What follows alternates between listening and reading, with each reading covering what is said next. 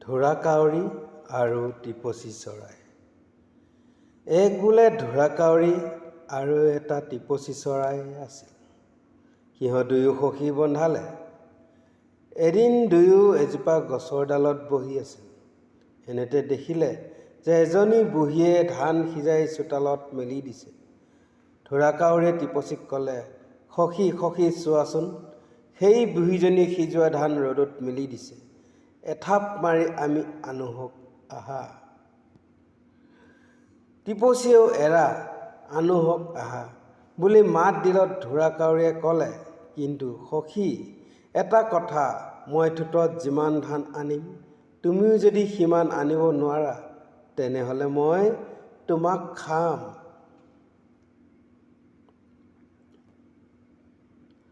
আৰু তুমি যিমান আনিবা, ময়ো যদি সিমান আনিব নোৱাৰোঁ, তেনেহ'লে তুমি মোক খাবা।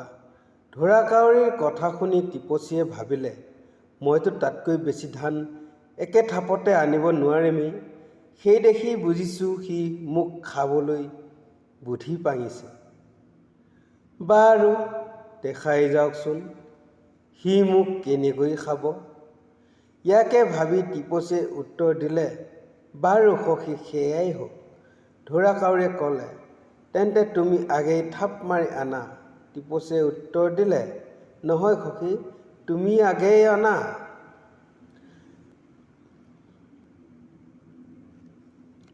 কাউৰীয়ে ক'লে, তুমিহে আগ হ'ব লাগে, মই তোমাৰ পিছতহে।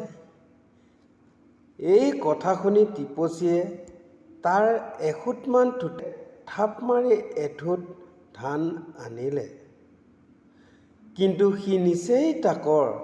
তাৰ পাছত ঢোঁৰাকাউৰীয়ে থাপ মাৰি ইমান ধান আনিলে যে টিপচীয়ে অনা ধানতকৈ সি অনেক গুণেই সৰহ। ঢোঁৰাকাউৰীয়ে ধান আনিয়েই মাত লগালে, সখী, মই এতিয়া তোমাক খাব পাওঁ। টিপচীয়ে উত্তৰ দিলে, নিশ্চয় পোৱা। সেই দেখি তুমি মোক খাবা, কিন্তু তাৰ আগেয়ে তুমি মোৰ এটা কথা ৰাখিব লাগিব। তুমি সততে মৰাশ খাই ফুৰা, সেইবাবে তোমাৰ ঠোঁটটো বৰ বেয়া গোন্ধ। তুমি অনুগ্ৰহ কৰি তোমাৰ ঠোঁটটো সাগৰৰ পানীত ধুই মোক খোৱা। ঢোঁৰাকাউৰীয়ে, বাৰু সখী, তোমাৰ কথা ৰাখিম। মই এতিয়াই মোৰ ঠোঁটটো সাগৰৰ পানীত ধুই আহোঁগৈ বুলি কৈ উৰি গৈ সাগৰৰ কাষ পাই সাগৰক মাতিলে, সাগৰ ককাই, সাগৰ ককাই। সাগৰে উত্তৰ দিলে, কি হৈছে? ঢোঁৰাকাউৰীয়ে ক'লে, দে পানী, পখালো ঠোঁট, ভোজন কৰোঁ টিপচী গোট। সাগৰে উত্তৰ দিলে, কিহতকৈ দিম? যদি কিবা এটা পাত্ৰ দিব পাৰা, তেন্তে দিব পাৰোঁ। সাগৰৰ কথা শুনি কাউৰীয়ে টেকেলি এটা বিচাৰি কুমাৰৰ ঘৰ পালেগৈ। কুমাৰ ককাই, ঘৰত আছেনে? কুমাৰে উত্তৰ দিলে, আছোঁ, কিবা কৈছে? কাউৰীয়ে ক'লে, দে টেকেলি, তোলো পানী, পখালো ঠোঁট, ভোজন কৰোঁ টিপচী গোট। কুমাৰে ক'লে, মোৰ ঘৰত গঢ়া টেকেলি নাই। যদি অলপ মাটি আনি দিব পাৰা, তেন্তে মই টেকেলি এটা গঢ়ি দিব পাৰোঁ।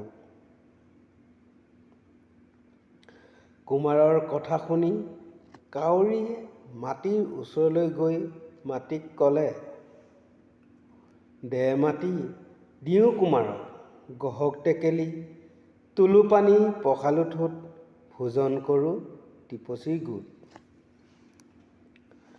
মাটিয়ে উত্তৰ দিলে, মই নিজে কেনেকৈ দিম? যদি কিবা উপায়েৰে নিখান্দি নিব পাৰা, নিয়া।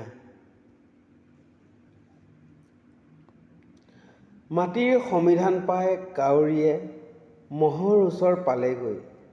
সি মহক মাত লগালে, দে শিং খান্দো মাটি, দিওঁ কুমাৰক গহক ঘটি, তুলো পানী পখালো ঠোঁট, ভোজন কৰোঁ টিপচী গোট।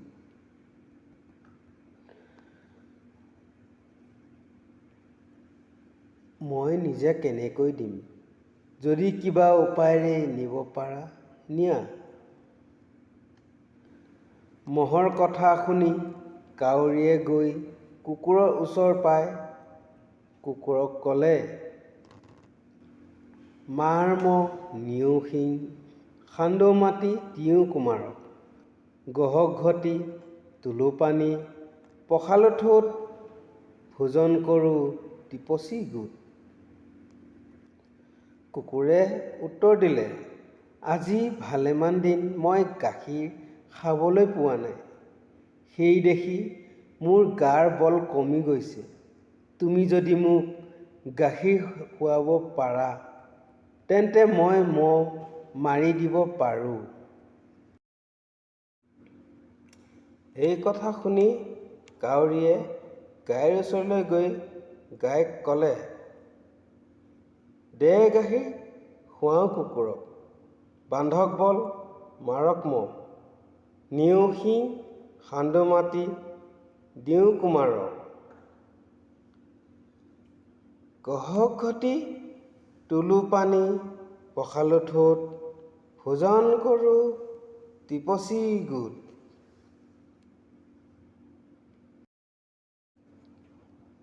গায়ে উত্তৰ দিলে, মই বুঢ়ী হৈছোঁ, ভালেমান দিন ভালকৈ ঘাঁহ খাবলৈ পোৱা নাই। তুমি যদি মোক ভালকৈ এসোপা ঘাঁহ খাবলৈ দিব পাৰা তেন্তে মই তোমাক যিমান গাখীৰ লাগে সিমান দিম। গাইৰ উত্তৰ শুনি কাউৰীয়ে ঘাঁহৰ ওচৰলৈ গৈ ঘাঁহক ক'লে, দে ঘাঁহ খুৱাওঁ গাইক, ওলাওক গাখীৰ খুৱাওঁ কুকুৰক, বান্ধক বল মাৰক মহ, নিওঁ শিং সান্দো মাটি।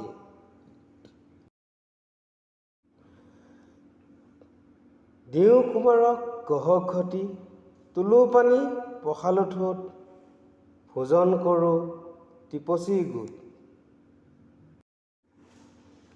ঘাঁহে উত্তৰ দিলে, মই কেনেকৈ ঘাঁহ দিম, যদি কাটি নিব পাৰা নিয়া।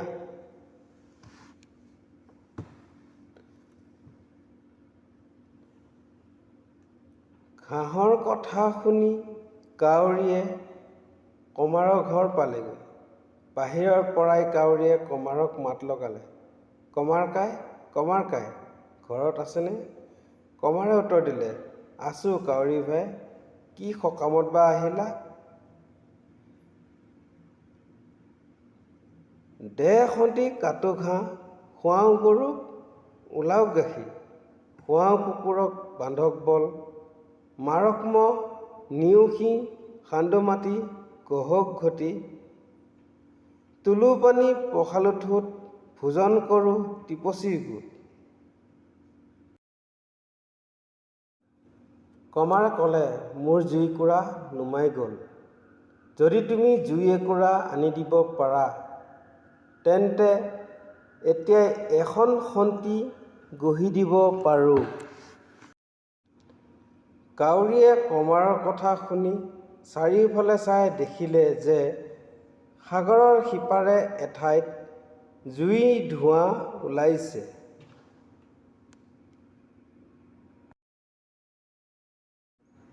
দেখিয়ে সি উৰি গৈ সিপাৰ পাই এজনী বুঢ়ীয়ে ধান সিজাই থকা দেখিলে। বুঢ়ীৰ ওচৰ চাপি কাউৰীয়ে ক'লে, আই, মোক অলপ জুই দিব পাৰেনে?